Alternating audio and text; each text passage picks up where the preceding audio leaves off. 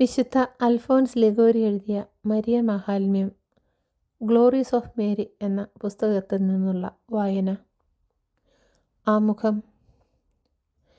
മറിയത്തിൽ എൻ്റെ പ്രിയപ്പെട്ട വായനക്കാര, സഹോദര, എഴുതാൻ എന്നെ പ്രേരിപ്പിച്ചതും വായിക്കുവാൻ നിങ്ങളെ പ്രേരിപ്പിക്കുന്നതും ഭക്തിയാണ്. അതിനാൽ ഈ ഗ്രന്ഥം ഈ നല്ല മാതാവിൻ്റെ സന്തുഷ്ടരായ മക്കളായി നമ്മെ മാറ്റുന്നു. ഇതേ വിഷയത്തെ ആസ്പദമാക്കി വളരെ പ്രശസ്തവും പാണ്ഡിത്യം നിറഞ്ഞതുമായ അനേകം ഗ്രന്ഥങ്ങളുണ്ട്. അതിനാൽ ഈ ജോലിയിൽ നിന്ന് എനിക്ക് എന്നെ തന്നെ ഒഴിവാക്കാമായിരുന്നു എന്ന് പറയുന്നത് കേട്ടാൽ നിങ്ങൾ ഇങ്ങനെ മറുപടി പറയും. ആബർട്ട് ഫ്രാങ്കോണിയുടെ വാക്കുകളിൽ, മറിയത്തിൻ്റെ പുകഴ്ച ഒരിക്കലും വറ്റാത്ത നീരുറവയാണ്. വിപുലമാകുന്തോറും അതിന് നിറവ് കൂടും. നിങ്ങൾ എത്രയേറെ അത് നിറയ്ക്കുന്നുവോ അത്രയേറെ അത് വിപുലീകരിക്കപ്പെടും. ചുരുക്കത്തിൽ എത്രമാത്രം പ്രകീർത്തിക്കപ്പെടുന്നുവോ അതിലേറെ കാര്യങ്ങൾ പ്രകീർത്തിക്കപ്പെടാനായി അവശേഷിക്കുന്ന വിധം മഹിമയും ഉദാത്തതയും ഈ പരിശുദ്ധ കന്യകയ്ക്കുണ്ട്. ഈ പ്രാചീന ഗ്രന്ഥകാരൻ ഇങ്ങനെ പ്രസ്താവിക്കുന്നു: മനുഷ്യൻ്റെ മുഴുവൻ നാവുകളും ഒരുമിച്ച് വച്ചാലും അവരുടെ ഓരോ അവയവവും നാവായി മാറിയാലും അവയൊന്നും തന്നെ അവൾ അർഹിക്കുന്ന പ്രശംസ അവൾക്ക് നൽകുവാൻ മതിയാവുകയില്ല. മറിയത്തിൻ്റെ മഹിമകൾ വർണ്ണിക്കുന്ന പല വലുപ്പത്തിലുള്ള എണ്ണമറ്റ കൃതികൾ ഞാൻ കണ്ടിട്ടുണ്ട്. എന്നാൽ അവയൊക്കെ ദുർലഭമായവയും ബൃഹത്തായവയുമാണ്. എൻ്റെ മനസ്സിലുള്ള ലക്ഷ്യത്തിന് ഉത്തരം നൽകുന്നതിന് പര്യാപ്തമായവയല്ല എന്ന് കണ്ടതിനാൽ എനിക്ക് ലഭ്യമായിരുന്ന അനേകം ഗ്രന്ഥകർത്താക്കളുടെ കൃതികളിൽ നിന്ന് പ്രസക്ത ഭാഗങ്ങൾ സമാഹരിക്കുവാൻ ഞാൻ ശ്രമിച്ചു. സഭാപിതാക്കന്മാർ, ദൈവശാസ്ത്രജ്ഞർ എന്നിവരിൽ നിന്ന് മർമ്മപ്രധാനമെന്ന് എനിക്ക് തോന്നിയ കാര്യങ്ങൾ ഞാൻ ശേഖരിച്ചു. അവയെല്ലാം സമാഹരിച്ച് ഞാൻ ഈ ഗ്രന്ഥത്തിൽ ഉൾപ്പെടുത്തിയിരിക്കുന്നു. മരിയ ഭക്തർക്ക് ക്ലേശമോ ചെലവോ കൂടാതെ മറിയത്തോടുള്ള സ്നേഹത്തിൽ കൂടുതൽ ജ്വലിക്കുവാൻ ഇടയാകുന്നതിന് വേണ്ടിയാണിത്.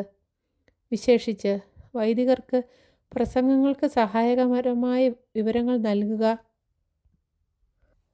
എന്ന ലക്ഷ്യവുമുണ്ട്.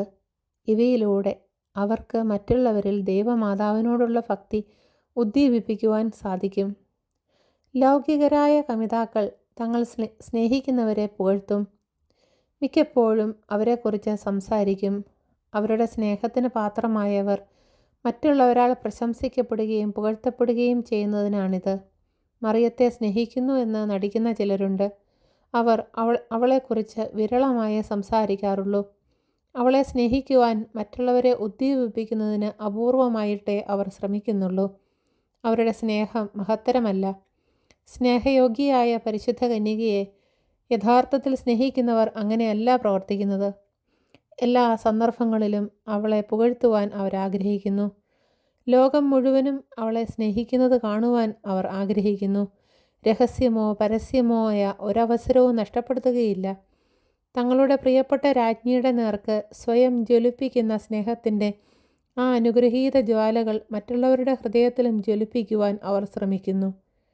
സ്വന്തം നന്മയ്ക്കും അന്യരുടെ നന്മയ്ക്കും വേണ്ടി മറിയത്തോടുള്ള ഭക്തി പ്രോത്സാഹിപ്പിക്കുക എന്നത് എത്രയോ പ്രധാനമെന്ന് ഓരോ വ്യക്തിയെയും ബോധ്യപ്പെടുത്തണം. ഈ വിഷയത്തെക്കുറിച്ച് ദൈവശാസ്ത്രജ്ഞർ എന്തു പറയുന്നു എന്നറിയുന്നത് പ്രയോജനകരമാണ്. മറിയത്തിൻ്റെ മഹിമകൾ മറ്റുള്ളവരോട് പ്രഘോഷിക്കുന്നവർ സ്വർഗം ഉറപ്പാക്കുന്നു എന്ന് വിശുദ്ധ ബനവന്തുര പറയുന്നു. സെൻറ്റ് ലോറൻസിലെ റിച്ചാർഡ് ഈ അഭിപ്രായം സ്ഥിരീകരിക്കുന്നു. മാലാഖമാരുടെ ഈ രാജ്ഞിയെ ആദരിക്കുന്നത് നിത്യജീവൻ നേടാൻ ഇടയാക്കുന്നുവെന്ന് അദ്ദേഹം പ്രഖ്യാപിക്കുന്നു. അദ്ദേഹം ഇങ്ങനെ കൂട്ടിച്ചേർക്കുന്നു: ഇക്കാര്യത്തിൽ അവളെ ആദരിക്കുന്നവരെ ഏറ്റവും കരുണാമയിയായ ഈ പരിശുദ്ധ കന്യക പരലോകത്തിൽ ആദരിക്കും.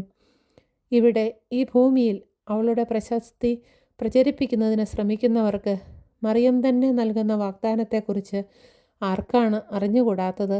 പ്രഭാഷകൻ്റെ വാക്കുകളിൽ, എന്നെ വ്യാഖ്യാനിക്കുന്നവർക്ക് നിത്യജീവൻ ലഭിക്കും. അമലോത്ഭവത്തിൻ്റെ സ്ഥാനത്തിനാണ് സഭ ഈ വാക്കുകൾ അവൾക്ക് ബാധകമാക്കുന്നത്. മറിയത്തിൻ്റെ മാഹാത്മ്യം പ്രചരിപ്പിക്കുവാൻ ഇത്രയേറെ കാര്യങ്ങൾ ചെയ്ത വിശുദ്ധ ബനവന്തുരെ ഇങ്ങനെ പ്രഘോഷിക്കുന്നു: ആഹ്ലാദിക്കുക, എൻ്റെ ആത്മാവെ ആഹ്ലാദിക്കുക, അവളിൽ സന്തോഷിക്കുക.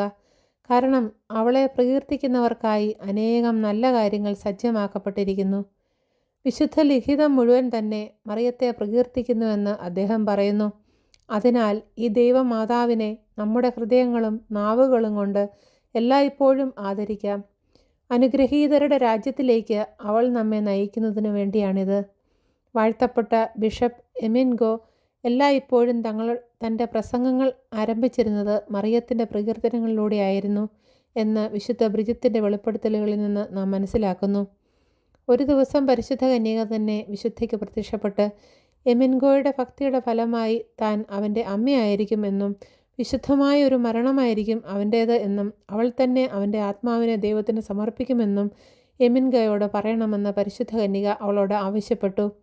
ഒരു വിശുദ്ധനെ പോലെ പ്രാർത്ഥനാവേളയിൽ പരമമായ സ്വർഗീയ സമാധാനത്തിലാണ് അദ്ദേഹം മരിച്ചത്.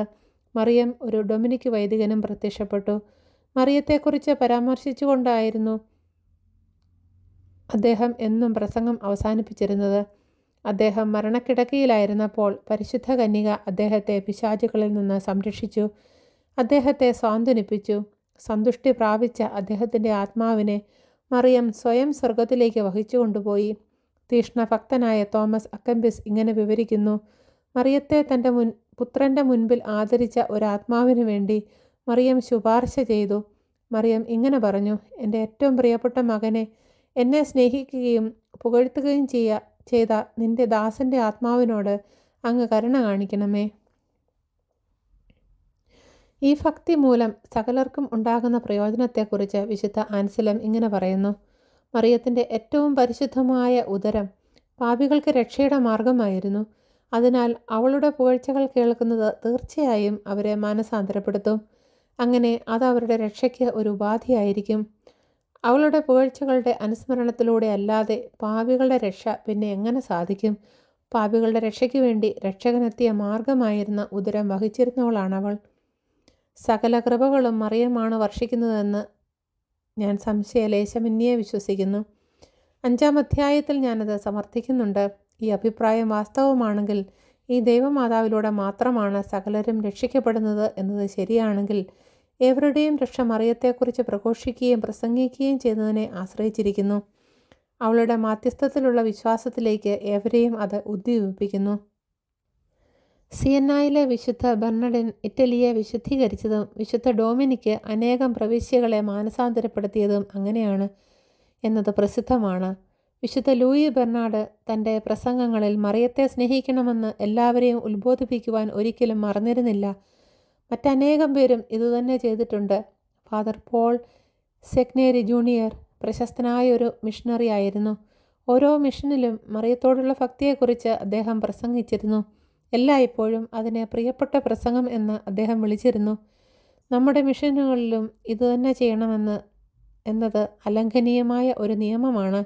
മറിയത്തിൻ്റെ കാരുണ്യത്തെക്കുറിച്ചുള്ള പ്രസംഗം പോലെ മറ്റൊന്നിനും ജനങ്ങളുടെ ഹൃദയങ്ങളിൽ ഇത്രമാത്രം അനുതാപം ജനിപ്പിക്കുവാനോ ഇത്രയധികം പ്രയോജനകരമായിരിക്കുവാനോ കഴിയുകയില്ല എന്ന വസ്തുതയാണ് നമുക്കിവിടെ സാക്ഷ്യപ്പെടുത്താവുന്നത്. അവളുടെ കരുണയെക്കുറിച്ച് എന്ന് ഞാൻ പറയും. കാരണം വിശുദ്ധ ബെർണാഡിൻ്റെ വാക്കുകളിൽ നാം അവളുടെ കന്യാത്വത്തെ പുകഴ്ത്തുന്നു, അവളുടെ എളിമയെ പ്രശംസിക്കുന്നു. പക്ഷേ നാം എല്ലാം പാവങ്ങളായ പാപികളാകയാൽ കരുണ നമ്മെ കൂടുതൽ ആകർഷിക്കുന്നു. അതിന് സ്വാദ് ഏറെയാണ്. കൂടുതൽ സ്നേഹത്തോടെ നാം കരുണയെ ആശ്ലേഷിക്കുന്നു.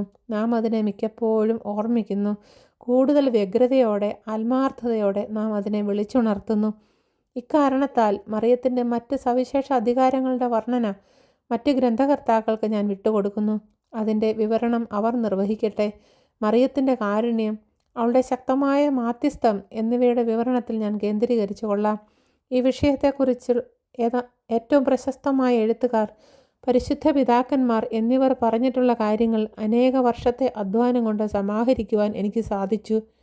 പരിശുദ്ധ രാജ്ഞി എന്ന പ്രാർത്ഥനയിൽ ഏറ്റവും പരിശുദ്ധയായ കന്യകയുടെ കരുണയും ശക്തിയും പ്രശംസനീയമായ വിധത്തിൽ ചിത്രീകരിച്ചിരിക്കുന്നതായി ഞാൻ കാണുന്നു. സകല വൈദികരും, അവർ ഇടവക വൈദികരായാലും സന്യാസ വൈദികരായാലും ശരി, ഒരു വർഷത്തിലെ ഭൂരിഭാഗം ദിനങ്ങളിലും ഈ പ്രാർത്ഥന ചൊല്ലണം എന്നത് നിർബന്ധമാണ്. അതിനാൽ ഏറ്റവും തീക്ഷ്ണമായ ഈ പ്രാർത്ഥനയെ വിവിധ ഭാഗങ്ങളായി വിഭജിച്ച് പ്രത്യേക അധ്യായങ്ങളിൽ വിശകലനം ചെയ്യാം. കൂടാതെ ഈ ദൈവമാതാവിൻ്റെ പ്രധാന തിരുനാളുകൾ, പുണ്യങ്ങൾ എന്നിവയെക്കുറിച്ചുള്ള പ്രഭാഷണങ്ങൾ മറിയത്തിൻ്റെ തീക്ഷ്ണ ഭക്തരുടെ സന്തോഷത്തിനായി കൂട്ടിച്ചേർക്കാമെന്നും കരുതി. മാത്രമല്ല, സഭ ഏറ്റവും അധികം അംഗീകരിച്ചിട്ടുള്ള അവളുടെ ദാസന്മാരുടെ അനുഷ്ഠാനങ്ങൾ, പുണ്യപ്രവൃത്തികൾ എന്നിവയും ഈ കൃതിയുടെ അവസാനം കൂട്ടിച്ചേർക്കുന്നു. തീക്ഷ്ണഭക്തിയുള്ള വായനക്കാരാ, ഈ കൃതി നിങ്ങൾക്ക് സ്വീകാര്യമാണെങ്കിൽ അങ്ങനെ ആയിരിക്കുമെന്ന് ഞാൻ വിശ്വസിക്കുന്നു. മറിയത്തിൻ്റെ സംരക്ഷണയിൽ എനിക്ക് ഏറെ വിശ്വാസം നൽകുന്നതിന് പരിശുദ്ധ കന്യകയോട് എനിക്ക് വേണ്ടി പ്രാർത്ഥിക്കുക, എനിക്ക് വേണ്ടി കൃപ യാചിക്കുക. ഈ ഉപവി എനിക്കായി ചെയ്യുന്നവർക്ക് വേണ്ടി, അവർ ആരായിരുന്നാലും അവർക്ക് വേണ്ടി ഞാനും അപേക്ഷിക്കും. യേശു, മറിയം എന്നിങ്ങനെ രക്ഷയുടെ 2 നങ്കൂരങ്ങളുമായി വിശ്വാസപൂർവ്വം സ്നേഹപൂർവ്വം സ്വയം ബന്ധിക്കുന്നവർ അനുഗ്രഹീതരാണ്. തീർച്ചയായും അവർ പരാജിതരായിരിക്കുകയില്ല. പ്രിയ വായനക്കാരാ, ഭക്തനായ അൽഫോൻസ് റോഡ്രിഗസിനോടൊപ്പം നമുക്കൊരുമിച്ച് ഇങ്ങനെ പറയാം: യേശുവേ, മറിയമ്മേ, എൻ്റെ ഏറ്റവും മധുരതരമായ സ്നേഹവാചനങ്ങളെ, നിങ്ങൾക്ക് വേണ്ടി ഞാൻ സഹനം അനുഭവിക്കാം, നിങ്ങൾക്ക് വേണ്ടി ഞാൻ മരിക്കാം. എൻ്റേതായ എല്ലാത്തിനും ഞാൻ ഇല്ലാതിരിക്കുവാനും സകല കാര്യങ്ങളിലും ഞാൻ നിങ്ങളുടേതായിരിക്കുവാനും എന്നെ അനുഗ്രഹിക്കണമേ. നമുക്ക് യേശുവിനെയും മറിയത്തെയും സ്നേഹിക്കാം, വിശുദ്ധരായിത്തീരാം. അതിനേക്കാൾ മെച്ചമായി എന്തെങ്കിലും പ്രതീക്ഷിക്കുകയോ പ്രത്യാശിക്കുകയോ ചെയ്യാൻ നമുക്കൊന്നുമില്ല. സ്വർഗത്തിൽ ഏറ്റവും മാധുര്യമേറിയ ഈ അമ്മയുടെയും സ്നേഹമയനായ പുത്രൻ്റെയും കാൽക്കൽ നാം കണ്ടുമുട്ടുന്നതുവരെ വിട. അനന്തകാലത്തോളം മുഖത്തോട് മുഖം നോക്കി നമുക്ക് അവരെ സ്നേഹിക്കാം, സ്തുതിക്കാം. ആമേൻ.